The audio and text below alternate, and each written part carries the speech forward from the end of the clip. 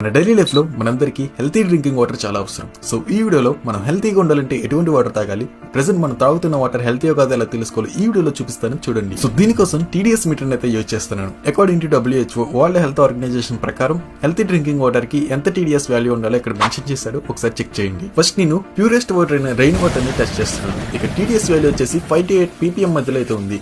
ఈ వాటర్ యొక్క taste excellent గా ఉంటుంది, కాకపోతే మన బాడీకి కావాల్సిన ఎటువంటి మినరల్స్ ఇందులో ఉండవు. ఓల్డెన్ డేస్ లో మౌంటైన్స్ నుండి జనరేట్ అయిన వాటర్ అండ్ రివర్ పక్కన ఒక హోల్ తీసి అందులో జనరేట్ అయిన వాటర్ ని బాయిల్ చేసి త్రాగేవారు. అండ్ ఇప్పటికీ చాలా మంది ఈ వాటర్ ని అయితే త్రాగుతున్నారు. ఈ వాటర్ ని సలనీరు అంటారని ఇక్కడ అంటున్నారు. WHO చెప్పిన దాని ప్రకారం చూస్తే మనం యూజ్ చేస్తున్న ప్యూరిఫైడ్ వాటర్ కన్నా ఈ వాటర్ మన హెల్త్ కి చాలా మంచిది. చాలా మంది వాటర్ ప్యూరిఫైర్స్ అయితే యూజ్ చేస్తున్నారు. అవి ఇన్స్టాల్ చేసేటప్పుడు టేస్ట్ కోసం అని చెప్పి 50 కన్నా తక్కువ TDS పెట్టి యూజ్ చేస్తున్నారు.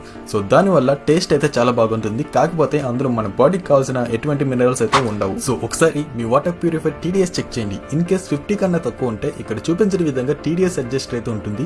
దాన్ని యూజ్ చేసి మీరు TDS లెవెల్ ని 50 నుండి 150 ppm మధ్యలోకి అయితే సెట్ చేయండి. లేకపోతే కాల్షియం డెఫిషియన్సీ వల్ల కీళ్ళ నొప్పులు అండ్ ఇతర హెల్త్ ప్రాబ్లమ్స్ వచ్చే అవకాశం ఉంది, జాగ్రత్త. అండ్ ఫైనల్ గా మన డైలీ యూజ్ చేసే వాటర్ బాటిల్స్ TDS వాల్యూస్ ఎంత ఉన్నాయో చెక్ చేసి చూపిస్తాను చూడండి. ఇక్కడ మీరు అబ్జర్వ్ చేయొచ్చు, ఇక్కడ చూపించిన అన్ని వాటర్ బాటిల్స్ TDS లెవెల్ వచ్చేసి 50 కన్నా ఎక్కువ ఉన్నాయి. సో అన్ని వాటర్ బాటిల్ మన హెల్త్ కి మంచివి. ఇందులో ఏ వాటర్ కి అయితే TDS లెవెల్ తక్కువ ఉంటుందో ఆ వాటర్ టేస్టీగా ఉంటుంది. దీన్ని బట్టి మీరు ఏ వాటర్ ప్రయారిటీ ఇస్తారో డిసైడ్ అవ్వండి.